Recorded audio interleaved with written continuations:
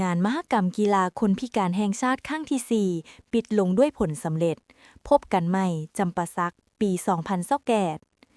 งานมหกรรมกีฬาคนพิการแห่งชาติครั้งที่ 4 ได้ปิดลงอย่างเป็นทางการในวันที่ 19 ธันวาคม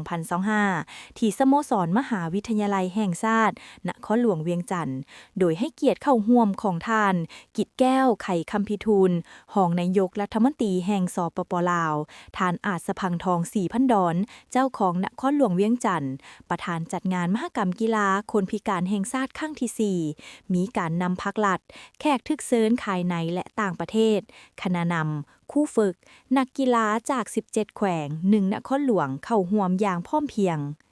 ในพิธีท่านอาจสะพังทองศรีพันดอนได้กล่าวว่า ในนามประธานจัดงานมหกรรมกีฬาคนพิการแห่งชาติครั้งที่ 4 ข้าพเจ้าขอรายงานเกี่ยวกับการแข่งขันกีฬาประเภทต่างๆ ซึ่งได้เริ่มแข่งขันมาแต่วันที่ 13 ธันวาคม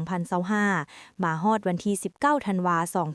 2025 ได้มีผลสำเร็จตามจุดประสงค์ระดับคาดหมายที่คณะรับผิดชอบ กรรมการ และอนุกรรมการแต่ละฝ่ายวางไว้ทุกประการ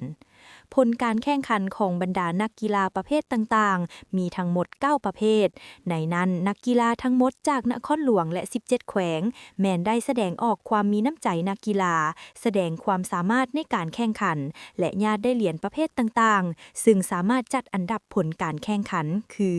อันดับที่ 1 นครหลวงเลี้ยงจันทน์ได้28 เหรียญค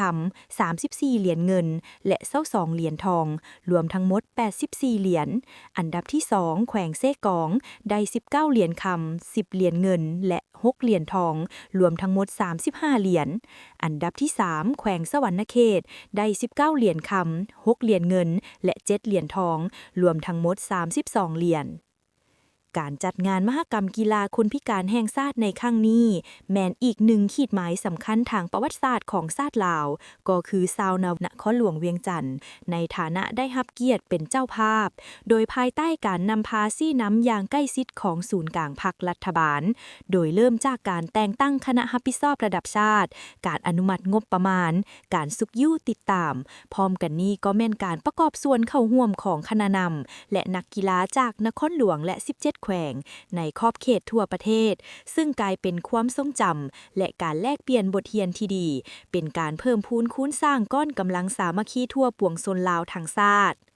พร้อมกันนี้ก็แม่นความเป็นเจ้าการกะเกี่ยมและดำเนินการตัวจริงในเวียกงานรอบด้านของคณะรับผิดชอบระดับชาติกรรมการและอนุกรรมการฝ่ายต่างๆร่วมกับการเป็นเจ้าภาพที่ดีของการจัดตั้งทุกภาคส่วนและประชาชนบรรดาเผ่าชาวนครหลวงเวียงจันทน์บ่ว่าจะเป็นกำลังใจการสนับสนุนการประกอบส่วนทางด้านสติปัญญาเหือแหงวัตถุทึ้นหอนจึงสามารถเฮ็ดให้การแข่งขันครั้งนี้ดำเนินไปด้วยผลสำเร็จอย่างจบงามตามจุดประสงค์ที่วางไว้โอกาสนี้ทานกิแก้วไข่คำพิทูลกล่าวว่า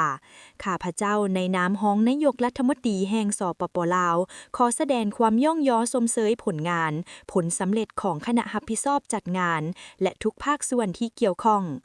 คณะนำกรรมการตัดสินคู่ฝึกนักกีฬาผู้อุปถัมภ์ตลอดฮอดพี่น้องประชาชนบรรดาเผ่าชาวนครหลวงที่ได้ประกอบส่วนทางด้านเหือแหงสติปัญญาและวัตถุเฮ็ดให้งานมหกรรมกีฬาคนพิการแห่งชาติครั้งที่ 4 สำเร็จลงอย่างจบงามตามจุดประสงค์และคาดหมายที่วางไว้ทุกประการ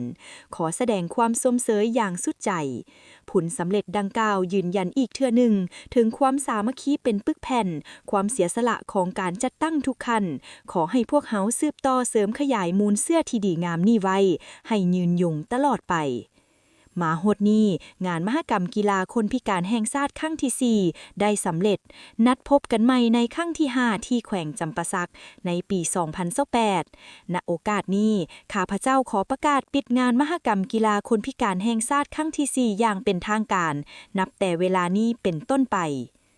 หลังจากนั้นยังได้มีพิธีมอบรับทุงกีฬาส่งต่อให้แขวงจำปาสักเป็นเจ้าภาพครั้งต่อไปในปี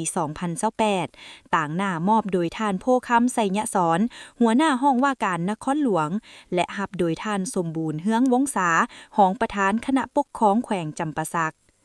อย่างใดก็ตามก่อนเข้าสู่พิธีปิดอย่างเป็นทางการบรรดาการนำแขกทึกเซิญและมวลชนได้ชมการแสดงคอนเสิร์ตห้องเพลงรวมหมู่หญิงและชายห้องเพลงเดี่ยวหญิงห้องเพลงคู่ชายและห้องเพลงรวมหมู่ชายต่อด้วยขบวนสวนสนามของก้อนกำลังและกีฬาประเภทต่างๆเข้าสู่สนามพิธีเชิญทุ่งชาติและทุ่งกีฬาพิธีมอบรับทุงเจ้าภาพงานมหกรรมกีฬาแห่งชาติครั้งที่ 5และการนำแขวงจำปาสักกล่าวรับงานมหกรรมกีฬาแห่งชาติครั้งที่ 5และอัดท้ายด้วยการแสดงแดนจำปาร่วมใจเป็นหนึ่งเดียวกันและเต้ยเกี้ยวบาวนักกีฬา